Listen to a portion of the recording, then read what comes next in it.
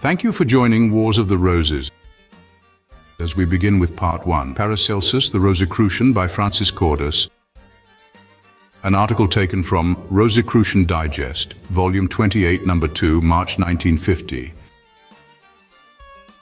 Paracelsus, the Rosicrucian by Francis Kordas, FRC of Hungary. Part 1.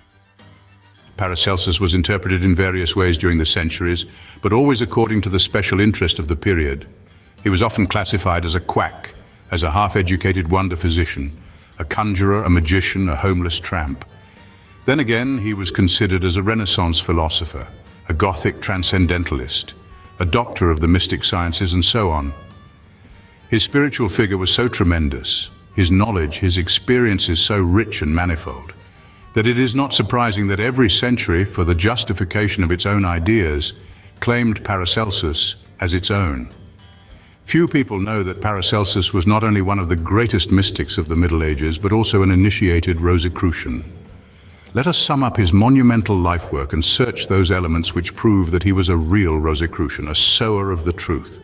Paracelsus was a Christian mystic, not in the religious sense of the word, but rather in its scientific and Rosicrucian significance.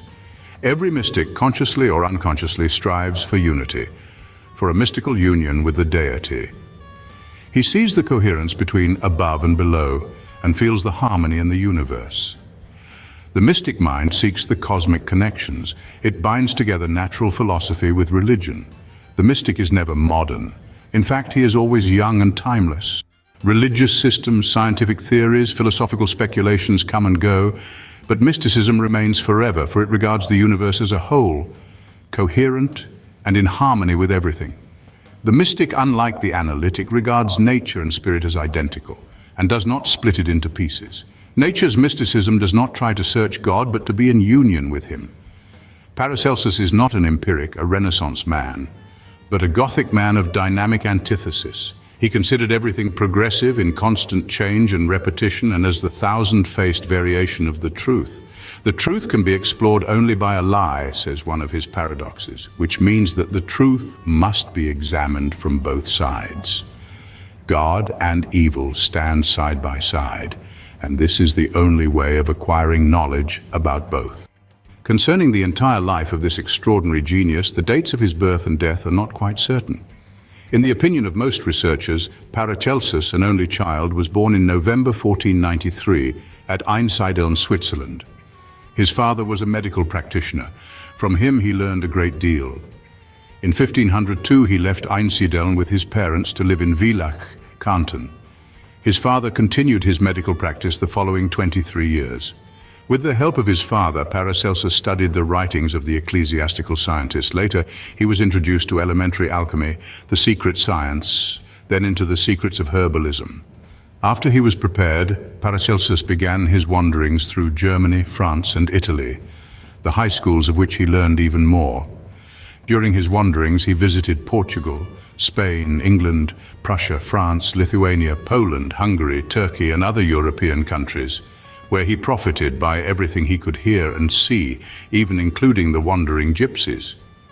He learned his chemical knowledge most probably from writings of ancient India, the 7 constructions of the human body from the Kabbalah, the science of the signatures, or the interior qualities of forms.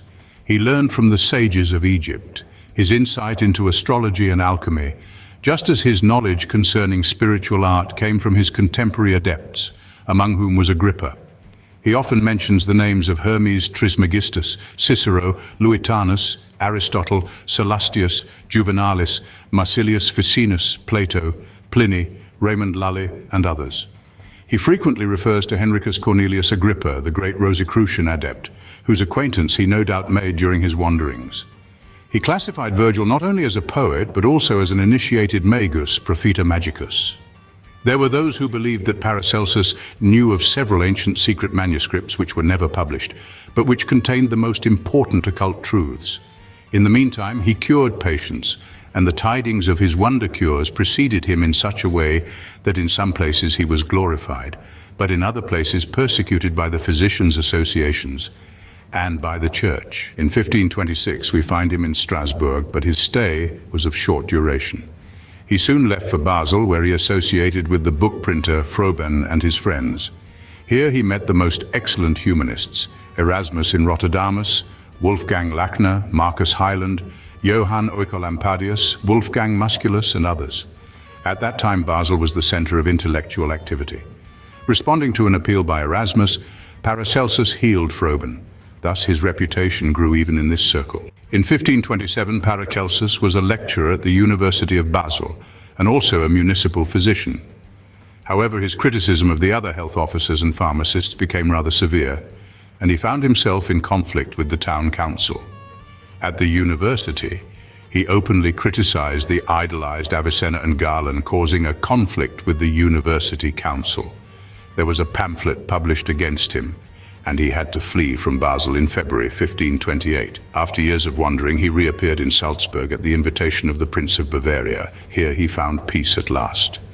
He died in 1541 at the early age of 48. There were suppositions that he did not die a natural death but was assassinated by his enemies. He left no earthly wealth behind him, but his works mean a great treasure to mankind.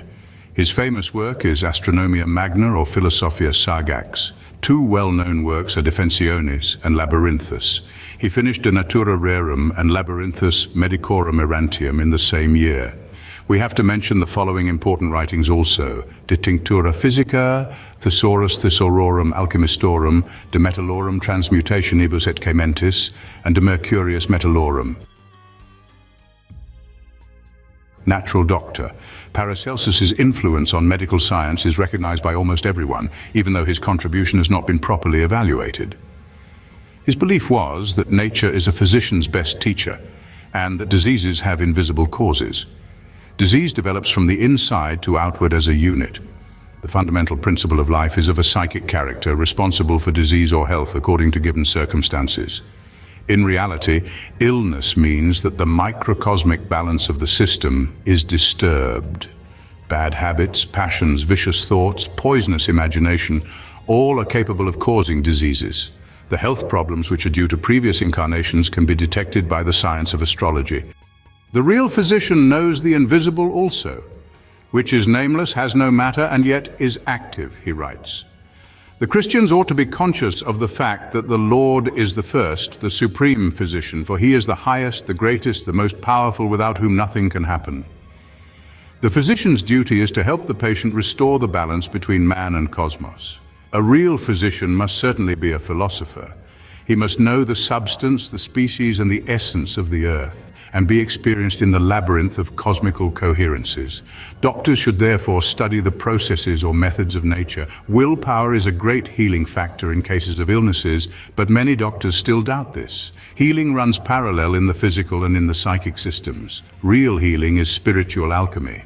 Paracelsus realized that not only in the cosmic, but also in substances such as herbs, there are living powers. The purposes of the visible and invisible forms must be fully recognized, since only by this knowledge can doctors really heal. This is the greatest achievement, one mysterium magnum. Paracelsus demanded that a physician be an alchemist and cosmographer in order that he might see the mother that produces the mineral. Which peasant sees oil in the tree? None. Water in the stone? None. Only the physician. Therefore, he needs to search repeatedly for the seemingly unseen elements which still must exist in matter, that is, wood in oil, stone in water.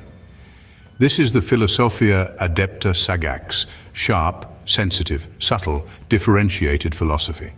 Knowing the association between the various parts of the human body and also the influence of the planets upon them, Paracelsus was capable of fulfilling miraculous healings, often in even hopeless cases. He also knew that man, microcosm, was modeled after the universe macrocosm. It's man's task to acquire this knowledge in order to be able to help his fellow men. Therefore, real medical science always considers the cosmic influences, star constellations at specific times for healing, is the process of alchemical application. Paracelsus's aim was above all to restore the disturbed balance between macrocosm and microcosm. His treatment, therefore, was always individual. Healing power from the stars. Astrology takes a most important position in the healing system of Paracelsus. Magnetism radiates from the sun, and planetary vibrations used in the right way can relieve the patient from pain. As suggested before, healing powers of herbs or other substances are connected with astrology. To be able to use the right herbs in the right place, one must be fully instructed in the relationship between man, herbs, and stars. Astrology is the most ancient royal science known by man. Man's belief that the stars influence his destiny dates back to the most ancient times. But this influence is not as fatalistic and mechanical as inexperienced people might think. The kings and high priests of old were trained astrologers. That is, they were the most educated representatives in the mental hierarchy of their community. Ancient Hermetic teachings state that in the world of ideas, a fight is going on. The phenomena of expansion and contraction, of condensation and evaporation, on the physical plane and in nature, and there are also changes in mankind. Ideas too are at war with one another, and their fulfillment occurs at the predestined time, so that later they might give place to stronger groups of thought. The initiated high priests and kings knew at what time and how the constellations of stars would influence the development of right ideas. Therefore, they led their people wisely and with foresight. The starlit sky is God's open book for those who know how to read it. Paracelsus was one of the greatest astrologers of his time. He not only produced horoscopes after the exact birth dates, but also taught his disciples to understand the higher aspects of astrology. Man is permanently influenced by stars and planets, and above all by the great cosmos itself. As our world is a fallen, disorganized, irregular world, planetary influence may do good or evil according to given circumstances.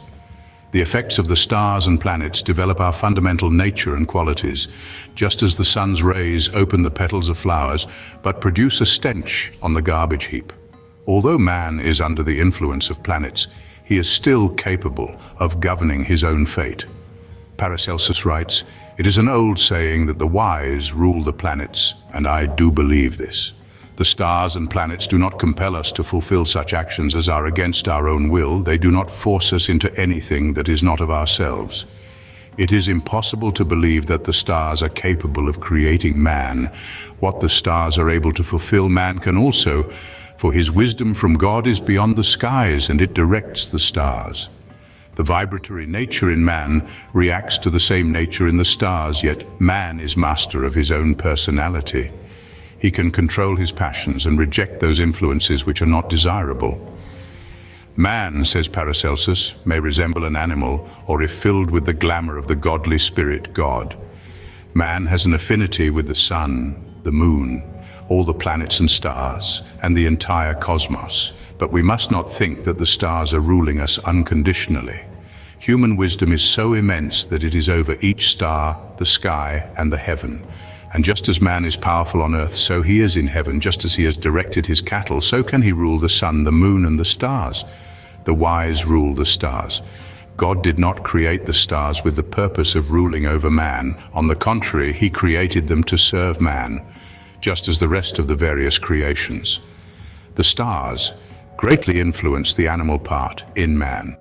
The wise man counterbalances these powers, whereas the unwise resists in vain, a marionette in the great war of the planets. For there is nothing on earth nor in heaven which could not be found in man. Man is potentially God, and therefore has the capability of development in all directions. Man, the nucleus. When creation, that is, the formation of the present universe, began, the primary essence streamed forth by itself. It divided, became differentiated, and thus began the revelation. But everything, whatever was manifested, once existed in a former universe in latent, hidden state. Everything that exists in the universe can be found in small proportions in man, for as a nucleus, man contains all these elements of the universe. To know man is to know nature.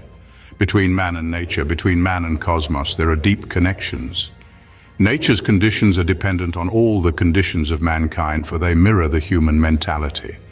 Man constantly changes the outer nature and, on the other hand, is incessantly influenced by it. It would not have been wise for mankind to get acquainted with the physical laws of the astral world without proper preparation, for it might have been used for evil purposes. The cosmogonic image of the universe, which is revealed to us in glorious pomp and all-embracing harmony by Paracelsus's writings, originates in the occult, hidden teaching of past centuries. In the beginning, God created one corpus. The matter of this can be found in the composition of the following three sidereal elements, in mercury, in sulfur, and in salt. These formed our four elements. At the creation of the world, the dissolution of the four elements, fire, water, air, and earth, happened through the prima materia mundi. This is the first corpus. The first materia which produced every matter is a mysterium magnum, not an elementary matter. This is the birth-giving mother to every element. Every birth begins with separation. How did Paracelsus see the construction of man? As did the rest of the occultists, considering the ancient traditions, Paracelsus also accepted the theory of the seven-system construction of man, consisting of the following seven parts. 1. The physical body. 2. The archeus, or vitality, vital life force. 3. The sidereal body, astral or etheric body. 4. The animal spirit, spirit anima. 5. The rationalistic spirit, mind intelligentsia. 6. The spiritual soul, soul animus. 7. The man of the new Olympus, atma or spirit. Above each earthly body, which consists of elements, there is a celestial force and quality. Where there is an elemental body, there is also a celestial power. He who recognizes and knows which celestial power is contained in the elemental body is a philosophus adeptus. Such a man knows that on earth and in the whole universe, every creation is only a letter, a symbol which might be read in a way so that one might realize its original significance. Life has only one universal and fundamental law through which every matter is connected with the other, says Paracelsus. The divine power which streams into the world is named by Paracelsus ens deal. From this in our system, the ens astrale manifests itself. From this power, the sun radiates a certain amount. On earth, this is the ens naturale, the disturbance of which gives rise to the various illnesses. The stars and planets do not cause our illnesses, they only incline us. The visible man is merely a cover behind which is the internal real man, who is capable of learning everything. The invisible body is hidden in the visible one and is similar to it. It is of an etheric nature, vibrating over the entire physical part and even beyond it. Here is an ancient Oriental teaching. Man contains the four elements. The earth in man is the flesh, water is blood, fire is the temperature of the body, and air is its balm, its breath. Although man is created after the image of God, his body is of this world, and so it is the duty of the world to support and feed him. For man's bread, beverage, and every kind of food is bound to the earth. Macrocosm must feed and protect microcosm. Thank you for watching, and please don't forget to share, like, subscribe, and comment. And if you can, please consider donating to Wars of the Roses. Links to PayPal and Patreon are in the description. Thank you so very much.